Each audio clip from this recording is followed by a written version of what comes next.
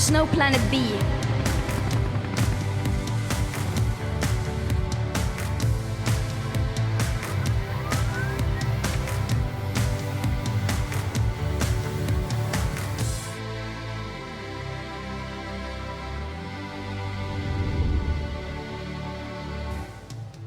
Bienvenue à Palexpo, nous nous installons aux assises européennes de la transition énergétique et nous allons parler de mobilité durable avec le vélo qui prend de plus en plus de place à Genève. Nous vous raconterons également l'histoire de ce camion de 40 tonnes qui roule à l'hydrogène vert et suisse. Nous vous raconterons son histoire. Les transports publics, les TPG vont remplacer leurs bus pour passer à l'électrique.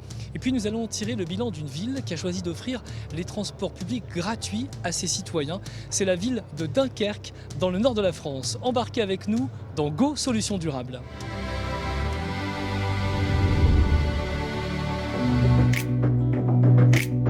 Parler du vélo à Genève, comment dire, c'est un sujet qui passionne et parfois enflamme les débats. Alors on a décidé de se concentrer sur 3 solutions durables.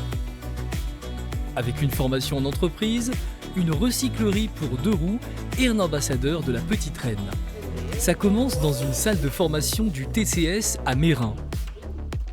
Ces adultes savent faire du vélo, mais ils vont bientôt passer à l'électrique et cela exige quelques recommandations avant les premiers coups de pédale. Un bon équipement, casque, gants, tenue visible, avoir de la visibilité et puis vraiment respecter les règles de la circulation parce qu'aujourd'hui dans le trafic, c'est primordial. À vélo, on est vulnérable, on est sur 2 roues.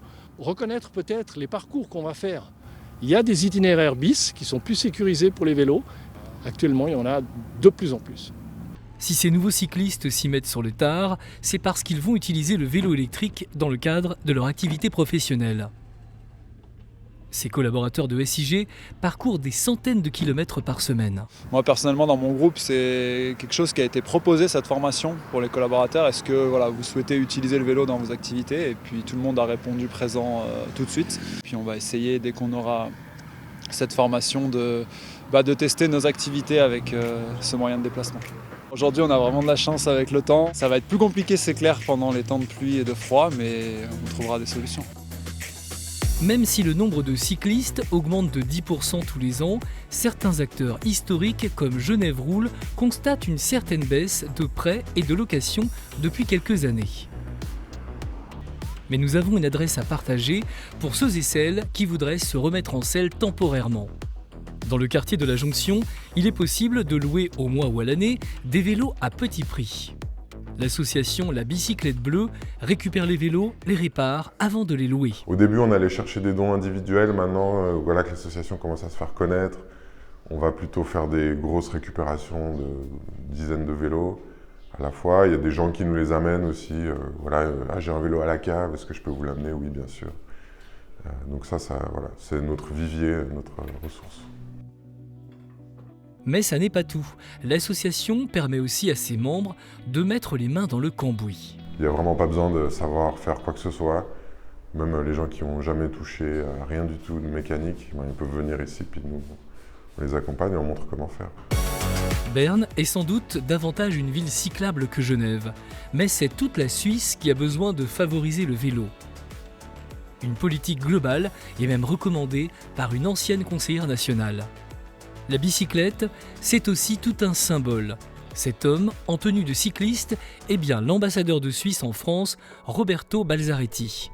Il entame cette année un vaste tour cycliste entre la Suisse, la France et Monaco. Ce périple est un peu un périple à la recherche des Suisses sur le territoire français. Et le message qu'on amène, c'est nous sommes des pays proches, nous sommes des pays qui partageons des valeurs, nous devons travailler ensemble. Et ça doit être un plaisir de travailler ensemble pour produire ensemble des choses. Un choix sportif, écologique et diplomatique. Moi, je vais à la rencontre de toutes ces personnes avec mon vélo. Je vais voir qui veut me suivre, qui veut faire des bouts de chemin avec moi. Et le choix du vélo, c'est un choix, de proximité.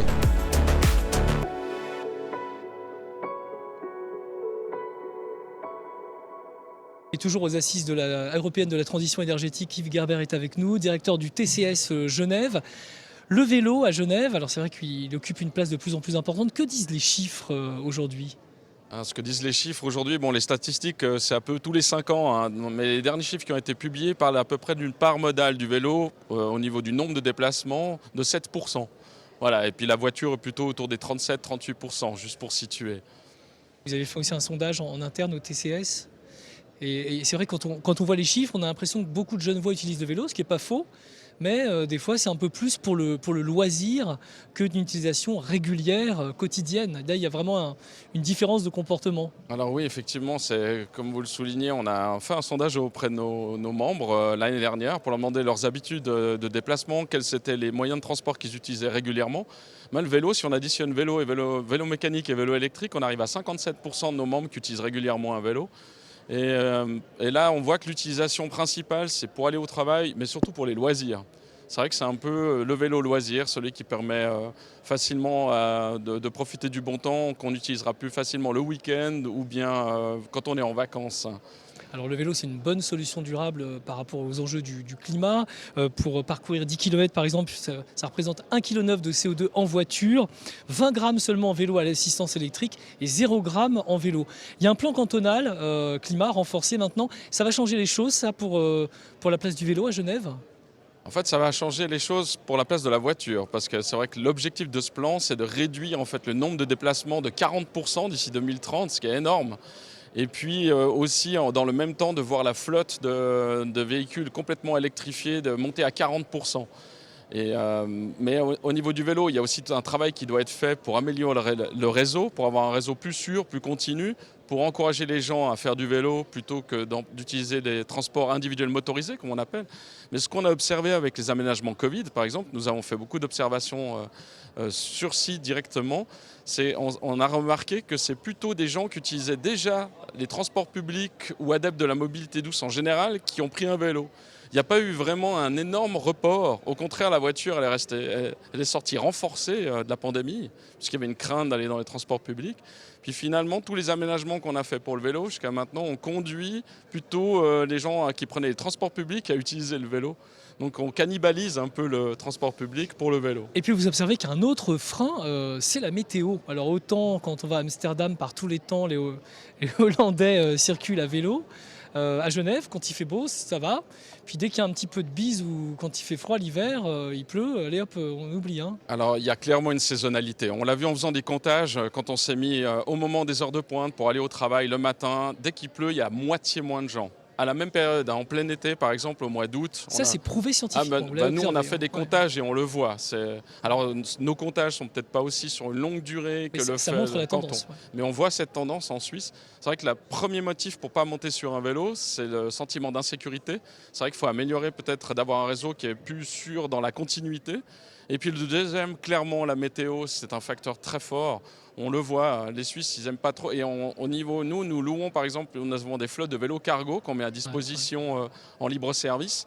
Il y a clairement une saisonnalité, c'est à partir de mai-juin qu'on commence à beaucoup les utiliser, jusqu'en septembre, puis après pendant l'hiver. C'est les mordus vraiment, ceux qui ont Donc passionné. Il y a peut-être un travail de pédagogie sur les équipements pour qu'on puisse continuer à faire du vélo à une saison un peu moins agréable, c'est ça ? Alors c'est vrai qu'il y a un dicton du Nord qui dit il n'y a pas de mauvais temps, il n'y a que des mauvais habits. Mais c'est vrai que celui qui l'utilise comme mode de transport pour aller au travail, généralement c'est aussi celui qui a acheté un vélo électrique rapide. Mais là on le voit aussi à travers le sondage qu'on a fait auprès de nos membres, ça va être une population de 30 à 50 ans qui a déjà un peu d'argent, qui est installé depuis un moment, et puis qui va habiter à 20 minutes de l'agglomération. Donc lui, il va s'équiper parce qu'il en a besoin toute l'année. Par contre, celui qui est pour le vélo loisir ou qui l'utilise plus épisodiquement, lui, il ne va pas forcément s'équiper, ce qui fait qu'on ne le verra pas le jour où il pleut. Voilà, on en sait plus grâce à vous sur le vélo. On va découvrir une autre solution durable pour la mobilité sans carbone, et notamment c'est ce nouveau poids lourd à hydrogène. Des camions de livraison comme celui-ci, dans quelques années, Migros n'en commandera plus. Pour décarboner sa flotte, parmi les solutions de remplacement, il y a ce camion de 40 tonnes à hydrogène vert et totalement suisse. Donc on veut démontrer que cette solution-là, 40 tonnes à hydrogène, fonctionne et est exploitable dans une exploitation de tous les jours.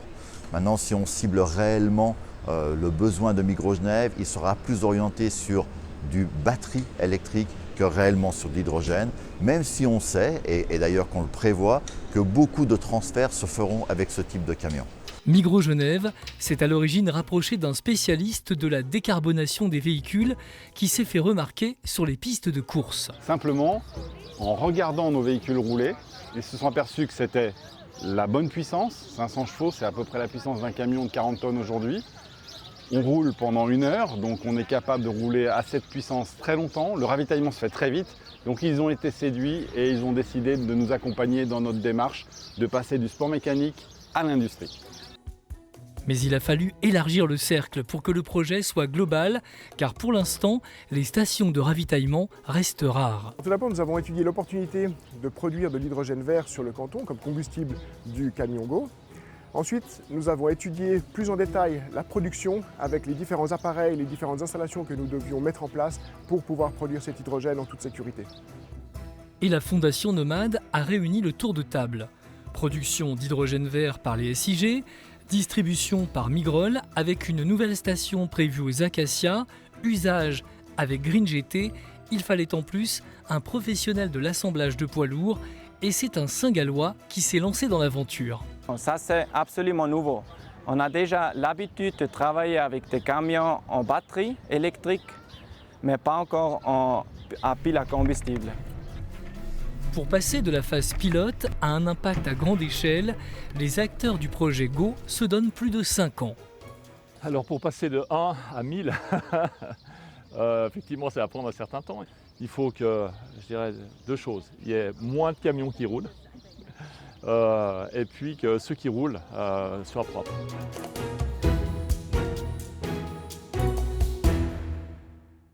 Et on va aller plus loin avec vous, Sabrina Cohen-Dumani, bonjour. Bonjour. Vous êtes la CIO fondatrice de la Fondation Nomade. C'est vous qui avez réuni en fait tous les acteurs qu'on a vus dans le reportage.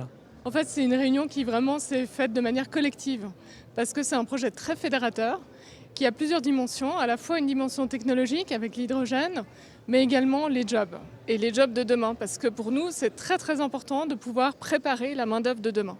Alors justement, on a compris le principe, l'hydrogène, on l'extrait de l'eau avec une énergie verte, c'est comme ça qu'on a de l'hydrogène suisse et vert. Là, vous allez beaucoup plus loin en imaginant toute la constellation qui va avec. Vous parliez donc de ces métiers, de ces compétences. Vous vous entourez de qui en fait pour que la filière s'enracine ? Alors en fait, on s'entoure en fait de tous les acteurs de la formation. Parce qu'il est très très important pour nous de ne pas réinventer la roue et de vraiment travailler sur le terrain avec les acteurs traditionnels de la formation. Donc pour cela, on s'est entouré de la Haute École en formation professionnelle, la HEFP, qui est responsable pour la Confédération suisse de l'évolution des métiers.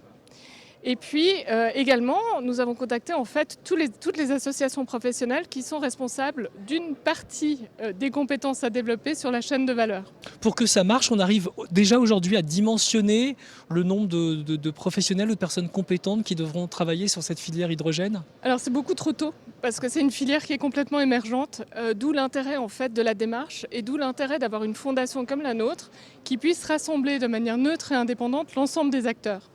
Parce que quand un marché n'est pas mature, il faut le créer.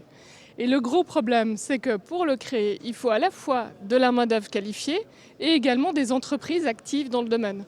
Or, pour le moment, il y a pas mal d'entreprises actives, mais elles ne sont pas connectées les unes aux autres. Et il y a de la main-d'œuvre, mais elle n'est pas encore qualifiée. Donc ce sont les entreprises elles-mêmes qui doivent prendre sur elles pour former la main-d'œuvre adéquate. Alors cette main-d'œuvre justement dont vous parlez, va être de nouveaux professionnels ou ce sont des personnes qui sont déjà dans cette filière de l'approvisionnement en énergie qui vont obtenir ces compétences en plus ? Je pense par exemple aux pompistes. Oui. Est-ce que demain, ce sera quelqu'un qui pourra s'occuper d'approvisionner un camion, un véhicule avec de l'hydrogène ? Alors je pense que le pompiste, ça n'est pas un problème parce que la recharge d'un camion à hydrogène n'est pas très compliquée. C'est pas la même chose quand même. C'est vrai qu'il y a des nouvelles compétences, mais c'est pas là où ça va être le plus compliqué. Ouais. Et vous allez le découvrir et nous allons le découvrir ensemble, mais c'est surtout la maintenance des stations à hydrogène. Parce qu'il ne faut pas oublier, c'est un gaz, et puis il faut l'acheminer, il faut l'amener dans ces stations, et donc tout ça, ça demande en fait des compétences particulières. Il y a d'autres compétences, par exemple, auxquelles on ne pense jamais, mais si par exemple il y a un accident sur l'autoroute, il faut que les pompiers, il faut que les ambulanciers, les policiers, toute la chaîne aussi sécuritaire soit aussi formée. Et donc, nous, ce qu'on fait, c'est qu'on incite en fait les professionnels à se former et on les aide, on les accompagne avec nos partenaires à définir quel type de compétences il faut qu'ils acquièrent pour pouvoir être prêts. Une fois qu'il y a des camions qui roulent, parce qu'il y en a déjà qui roulent, il faut être prêt en fait à les réparer et évidemment à agir en cas d'accident. Donc c'est vraiment une vision à 360 degrés de toute la filière et tout ce qu'elle va impliquer. Oui, c'est une vision à 360 degrés mais qui va plus loin que simplement la vision. En fait, notre objectif dans la Fondation, c'est vraiment concrétiser et faire un petit peu l'ambassadeur entre le privé et le public, parce que quand il y a une nouvelle filière qui se développe, il faut aussi des infrastructures et pour cela, il faut que les pouvoirs publics puissent également coopérer. Et donc, c'est un peu notre rôle de faire le rôle de bon ambassadeur. Ce n'est pas nous qui sommes sur l'avant de la scène, mais nous qui mettons de l'huile dans les rouages pour que ça se passe bien et que la filière se développe. En même temps, il faut tout synchroniser, c'est-à-dire essayer d'anticiper, mais de savoir à quelle étape on progresse ou on passe la marche suivante, c'est ça ? Exactement, il faut tout synchroniser, mais il ne faut pas oublier qu'en fait, c'est vraiment un effort collectif. Et ce qui est beau dans ce projet, c'est que c'est une aventure humaine avant tout. C'est vraiment une aventure où tout le monde tire à la même corde. Il y a eu des soucis et des problèmes comme dans n'importe quel projet, mais il y a une telle cohésion dans la vision et une telle volonté de faire aboutir qu'en fait, tous les problèmes ont été surmontés grâce à ça. Merci beaucoup Sabrina Cohen-Douani de nous avoir expliqué cette histoire du camion Go qui ne s'écrit pas comme Go Solutions Durables, mais avec un H pour hydrogène. On va parler tout autre chose maintenant, les transports publics qui passent à l'électrique. Une recharge aux arrêts et c'est reparti. D'ici quelques années, ce dispositif pourrait se retrouver sur tous les bus des transports publics genevois. Nous avons l'ambition d'ici à 2030 d'avoir une flotte de véhicules entièrement électriques, y compris pour les bus. Et donc nous avons lancé un appel d'offres important pour acquérir en 2 phases plus de 200 bus électriques, 280 même. Un bus électrique, vous devez accélérer à fond et après vous relâchez, voilà, pour aller jusqu'au prochain arrêt ou jusqu'au prochain feu. Pourquoi ? Parce que quand vous relâchez, le moteur devient générateur et vous emmagasinez de l'énergie dans les batteries. Si le plan paraît ambitieux, les TPG ne partent pas de zéro. Aujourd'hui déjà, un peu plus de 60% de notre clientèle est transportée en véhicules électriques, que ce soit des tramways, que ce soit des trolleybus ou que ce soit les bus électriques TOSA. C'est donc, on va dire, ça n'est pas une révolution, c'est une évolution extrêmement importante pour atteindre le 100% de nos clients et le 100% de notre flotte véhicules électriques. Les bus TOSA pour trolleybus, optimisation, système, alimentation circulent depuis 2018 sur la ligne 23 entre l'aéroport et Carouge. Le système, un véhicule électrique qui se recharge en quelques secondes aux arrêts. Ça veut dire que l'on charge au terminus, au départ et à la fin de la ligne pendant quelques minutes et qu'on fait quelques recharges flash pendant que le bus s'arrête pour faire monter et descendre les passagers. Et ça permet d'avoir, de limiter le poids, le coût des batteries, tout en permettant d'assurer une exploitation normale, entre guillemets. En 4 ans, les bus TOSA ont effectué près de 2,5 millions de kilomètres, une expérience enrichissante pour penser la flotte électrique de demain. Toutes ces informations, elles nous ont permis de lancer un appel d'offres maintenant pour acquérir une centaine de bus électriques qui auront finalement la même solution que celle-là, mais qui tiendront compte de toutes les améliorations. Les TPG devront débourser 700 millions de francs pour le renouvellement de leur flotte. Un projet de loi est en discussion au Grand Conseil pour que le canton prenne en charge la moitié de la somme. Le premier appel d'offres a d'ores et déjà été lancé.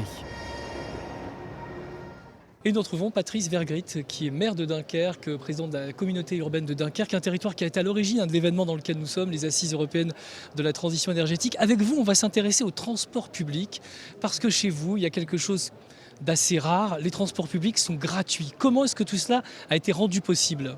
C'était un projet effectivement qui est parti en 2014 avec mon élection. C'était un engagement important.